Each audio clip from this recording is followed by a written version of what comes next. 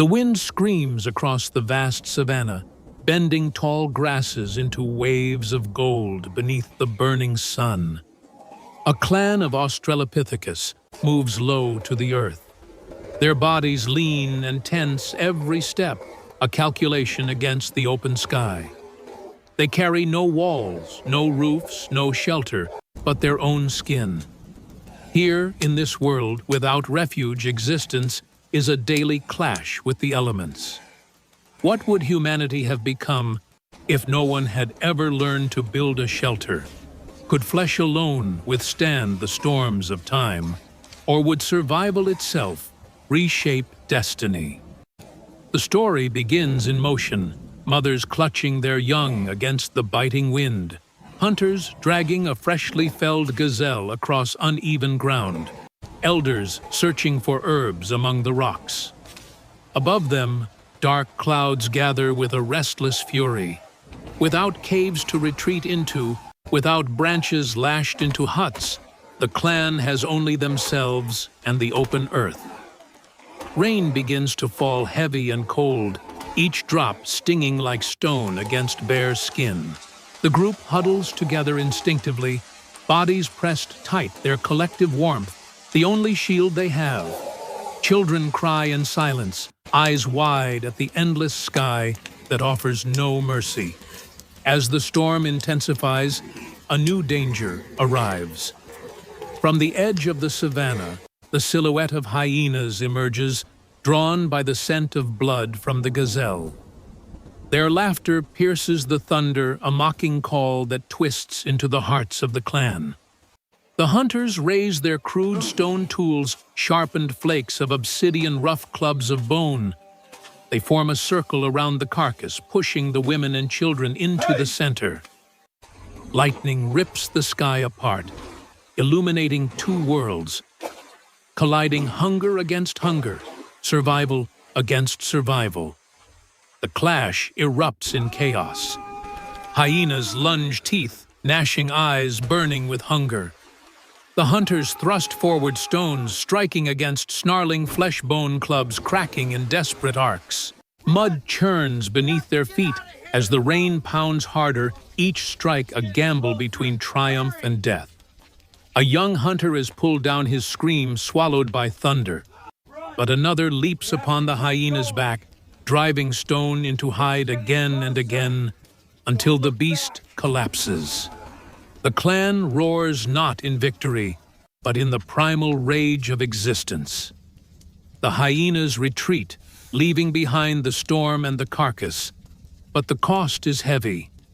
One life lost, one wound gaping, and no shelter to retreat to for healing.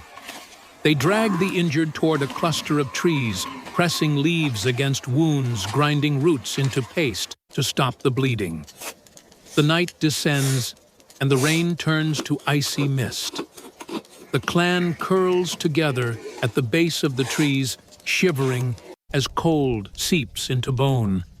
Every gust of wind feels like a predator's breath. Fire flickers to life from sparks struck between stones, but even flame cannot shield them fully. Their bodies tremble through the night sleep, broken by every sound of prowling beasts.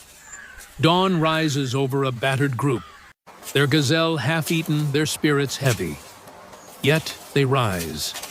They wash wounds with water scooped in folded leaves.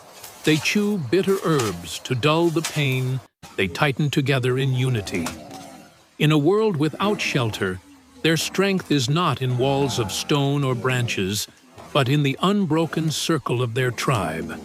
Every storm, every predator, every night without rest, endured not by individuals, but by the bond of survival itself. The sun climbs high, and with it, the savanna awakens into danger once more. Vultures circle overhead, waiting for weakness, their shadows stretching like omens across the clan. The hunters move cautiously, scanning the horizon for predators. Without permanent shelters, every journey to find food or water is a migration, every pause a gamble. Their footprints vanish quickly in wet soil, leaving no trace of safety, no return point. The savanna itself is their only dwelling, unforgiving, vast, and exposed.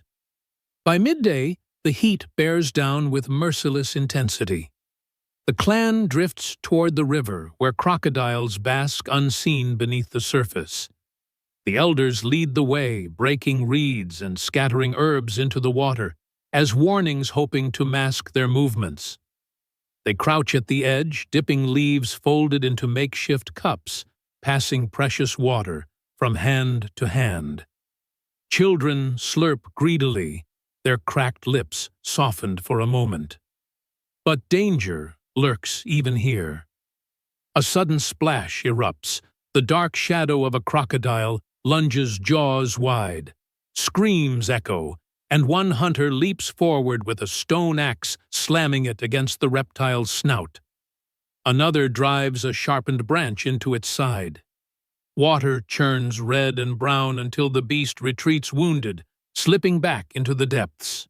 The clan scrambles back from the riverbank, breathing heavy, their thirst only half quenched, their hearts pounding with the reminder no place is safe. Night falls again, bringing a second trial.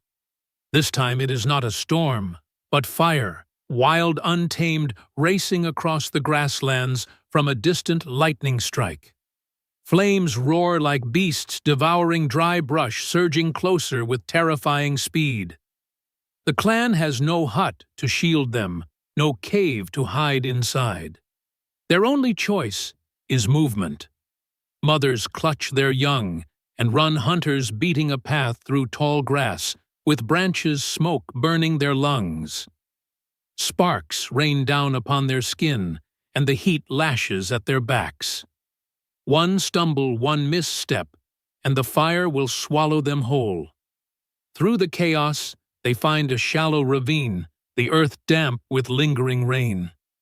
They rush inside, pressing mud across their bodies, smothering embers in their hair. The fire howls above them, scorching the sky, but the ravine protects them just enough to endure. When the flames pass, the savanna is transformed, ashes stretching endlessly, a wasteland of smoke and charred skeletons of trees. The clan emerges coughing, their world blackened, yet strangely open new prey paths revealed, old predators scattered. Survival has cost them again, but it has also given opportunity. In the aftermath, they gather what little remains, charred roots that can still be eaten, bones of animals cooked in the blaze. They feast quietly, the first moment of relief. In days, the fire having done what they could not. Providing warmth, cooking food, clearing land. A strange lesson etches itself into their minds. Perhaps not all destruction is death. Perhaps in chaos lies renewal. The savanna stretches once more under the pale light of dawn, its silence broken by the soft cries of infants and the groans of the wounded. The clan moves forward step by step across the scorched earth. Their gazes are sharp, wary of every shadow. Without shelters, the act of moving has become ritual, a cycle of searching for food, fleeing from predators, enduring storms, and seeking warmth in the firelight. But today, something shifts. They approach a grove of trees, their branches heavy with fruit. The hunters climb swiftly, scraping bark, with stone tools tossing down food to the mothers and children waiting below. For a brief moment, the clan eats in abundance.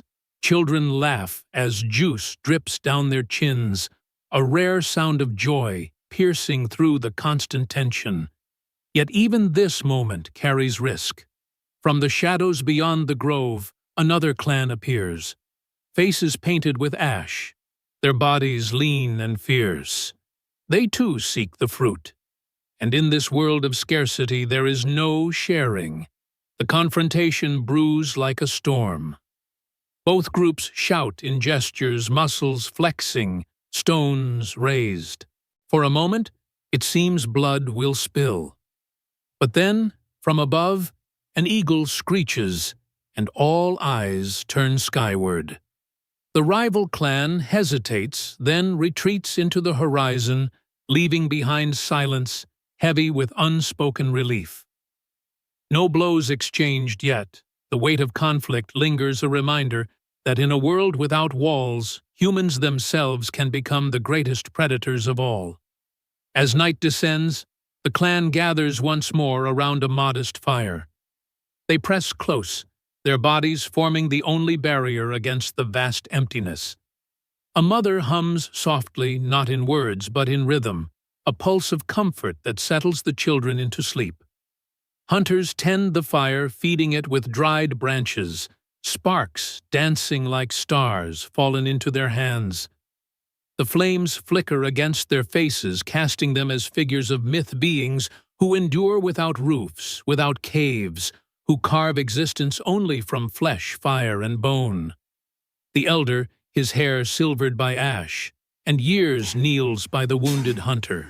He chews bitter herbs, presses the paste against torn skin, and binds it with strips of hide. The hunter groans, but he lives.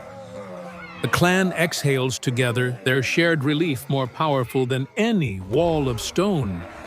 In the glow of the fire, they share meat, they share fruit, they share silence. Here lies the paradox without shelter. Every storm is harsher, every night colder, every danger nearer. Yet also without shelter, the bond of the clan has grown unbreakable. They are not shielded by walls, but by one another. Their unity is their roof. Their fire is their cave. Their stories, etched in scars, carried in memory, are the only home they will ever need. And so, under the eternal sky, the clan drifts into restless sleep. The savanna breathes around them. Predators prowl in the darkness. Storms wait beyond the horizon. But for this night, survival has been won. For this night, they endure. For this night, humanity takes another step forward into the endless, shelterless dawn of existence.